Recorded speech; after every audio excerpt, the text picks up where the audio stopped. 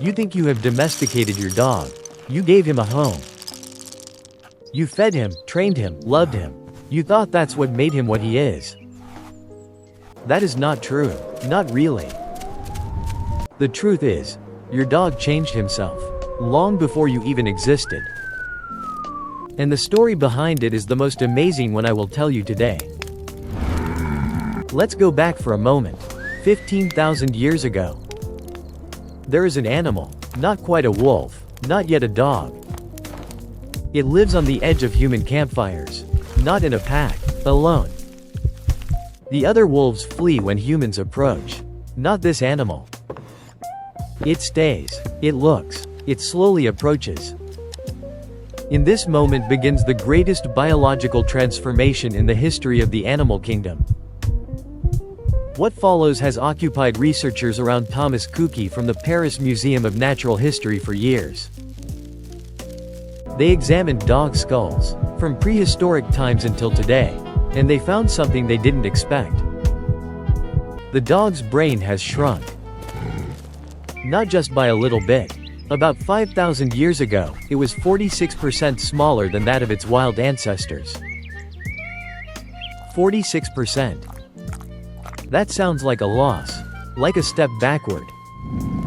But here is the paradox that changes everything. A smaller brain is not a weaker brain. It is a rebuilt brain. The regions needed for survival in the wild, for hunting, for attack, for flight, they shrank. And the regions responsible for social intelligence, for reading faces, for understanding emotions, for communicating with humans, they grew. This is not a weakness. This is an evolutionary decision. But wait, it goes even deeper than you suspect. Scientists did the same experiment with wolves that were raised by humans. From birth, with love, with care, for years. These wolves never developed the same brain structure. Because it is not a question of environment. It is a question of genetics. Your dog was not taught to read human faces. He was built for it. And that means, when he looks at you and sees your sadness, that is not intuition.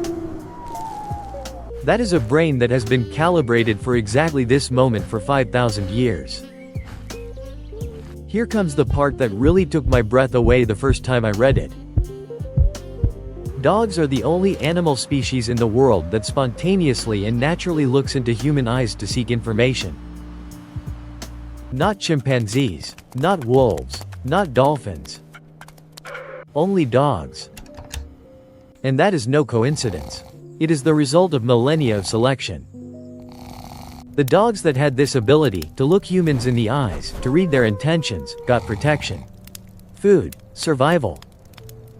The others died out or never became part of this relationship.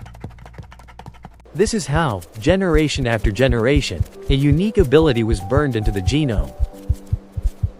This means, when you look at your dog and he looks you in the eyes, you're seeing the result of 5,000 years of genetic selection. You're seeing the living answer to a question that evolution has been asking for millennia.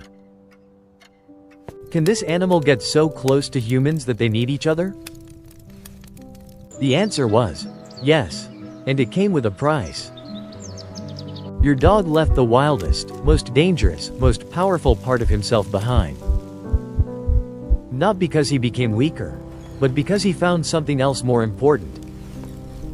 You. That deserves a second of silence.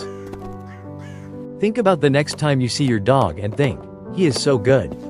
So calm, so sweet. That is no coincidence. That is the price he paid. And the question I want to leave you with today, no answer needed, is this. You don't have to do anything. Just tonight, when he lies next to you, remember. He gave up a part of himself to be able to sleep next to you. The wildest part, the freest part, the most independent part. And he would do it all over again. This is not a dog. This is a decision that has been repeated for 5,000 years. For you. Every single generation made this choice. And the last generation that made this choice is lying right next to you. The picture from the beginning, do you see it differently now? You didn't domesticate your dog. He made a choice. And he makes that choice again every single day. Silently, without making a fuss, without conditions. That is how evolution works when it finds something better than survival.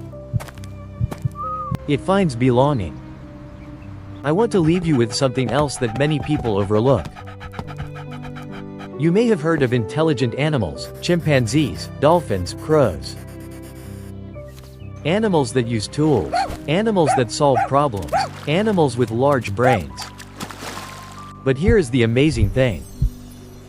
If you give chimpanzees and dogs the same task, opening a container that a human has already demonstrated, chimpanzees ignore the human and look for the solution themselves. Dogs look at the human first. They seek eye contact. They wait for a signal. No training, no reward, just like that. This is called social referencing. And only dogs do this spontaneously with humans. They solved the wild animal problem without actually solving it. Instead of getting smarter in the sense of chimpanzees, they learned to use the intelligence of others. Learned to see humans as a resource, not as a threat. This is perhaps the smartest strategy any animal has ever developed. They decided, I don't need a bigger brain. I need a better partner. And that partner is you. You have been built into his evolutionary system.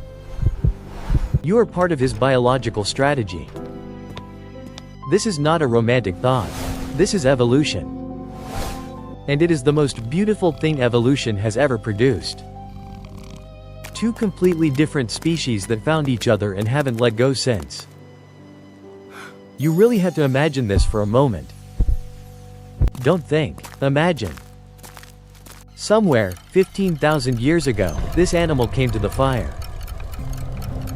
It was not afraid. It waited. And the human at the fire let it stay. That was the beginning of everything. Today, the result is sleeping on your couch.